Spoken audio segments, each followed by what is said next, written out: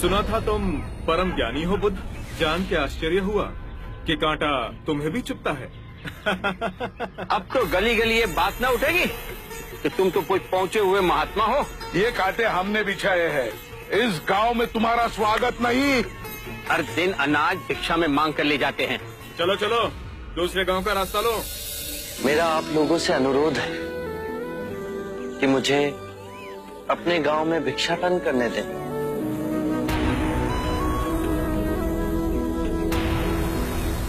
ठीक है, भिक्षा चाहिए तो दे अपने रक्त की आहुति।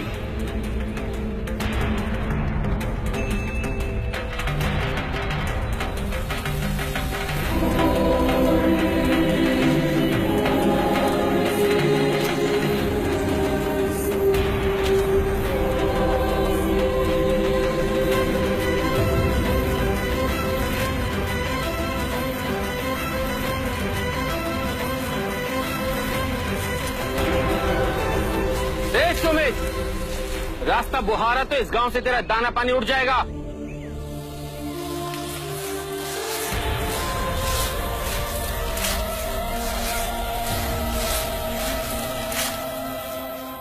आप गांव में प्रवेश कीजिए।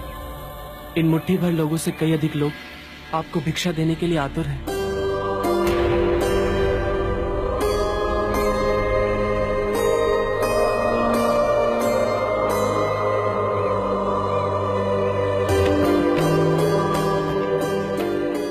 आप मुझे ना छुए, हाँ? नहीं तो मेरी छाया भी पड़ी आप दूषित हो जाएंगे। क्यों दूषित हो जाऊंगा मैं? तुम भी हम सभी की तरह मनुष्य ही हो, और एक मनुष्य का स्पर्श दूसरे मनुष्य को कैसे दूषित कर सकता है? केवल लालच, घृणा, मोह, तृष्णा हम ही मनुष्य को दूषित करते हैं। और तुम जैसा मनुष्य जिसमें इतना प्यार भरा हो, वो केवल दूसरों को सुख ही दे सकता है, दुख नहीं। कैसे महात्मा हो तुम? तुम्हें तो जाति वर्ण का ज्ञान भी नहीं है। चोला पहने कोई सन्यासी नहीं होता। अरे पाखंडी हो तुम, पाखंडी। जो मानव से उसकी मानवता को छीनता है, पाखंडी वो होता है। यदि मुझे पाखंडी कहे आप सभी को संतोष मिलता है तो ये उचित है, परंतु इस मनुष्य में भी हमारी तरह प्राण बसे। इसे नीचा कहे, इसका तिरस्कार करना सबसे बड़ा पाखंड है। यदि जानते नहीं हो तो मैं बता दूं, ये धर्मशास्त्र है। पाखंड कैसे हुआ? जिस मिट्टी से सारी मानवता का सृजन हुआ उसी से इसका भी हुआ। मानव और मानव में भेद कर आप सृजनकर्ता पर कीचड़ उछाल रहे हैं।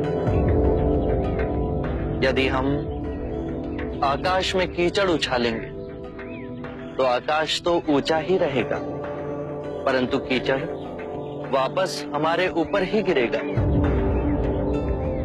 आकाश ने तो भेद नहीं किया, वो हम सभी को एक पिता समान ढके हुए है।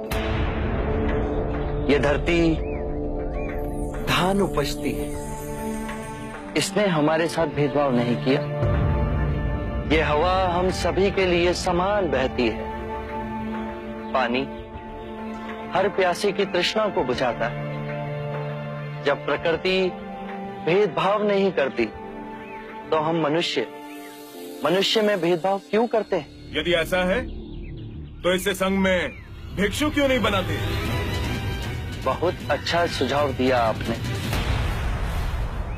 सुनीत, क्या तुम भिक्षु बनना चाहोगे? मैं अछूत, आप जैसे महात्मा का भिक्षु मैं इस योग्य नहीं हूँ। जो मनुष्य दूसरे मनुष्य की पीड़ा को देख व्यथित हो जाए,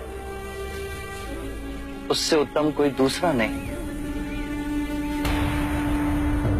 मैं बुद्ध स्वागत करता हूँ सुनीत का हमारे भिक्षु संघ में।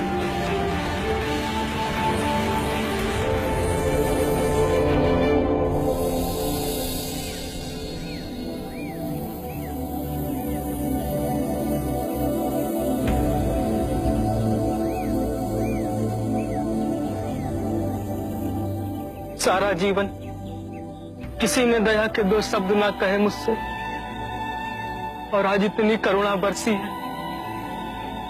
पहली बार ऐसा लग रहा है कि मैं भी मनुष्य हूं, पर जो मैं कर रहा हूं यह अधर्म तो नहीं? जो अधर्म आज तक हुआ वो अब नहीं होगा। हर मनुष्य में चेतना का द्वार है, बस उसे ही अपनी संभावना को पाना है, अपनी गरिमा पे पुनः लौटना है। मेरा मार्ग प्रेम का है, तो वहां सबका सत्कार है। गंगा, यमुना, ऐरावती, सरयू, माही, ये सब नदियां हैं, और ये सब अंत में वह सागर में मिल जाती हैं। वहां उनका ना भेद होता है, ना ही नाम। उसी प्रकार जिस भी मनुष्य ने अपना गृह त्याग कर सत्य के पथ पर चलने का निश्चय किया, चाहे वो ब्राह्मण हो या क्षत्रिय, वैश्य या शूद्र ही क्यों ना हो, उसी महासागर में विलीन हो जाते हैं।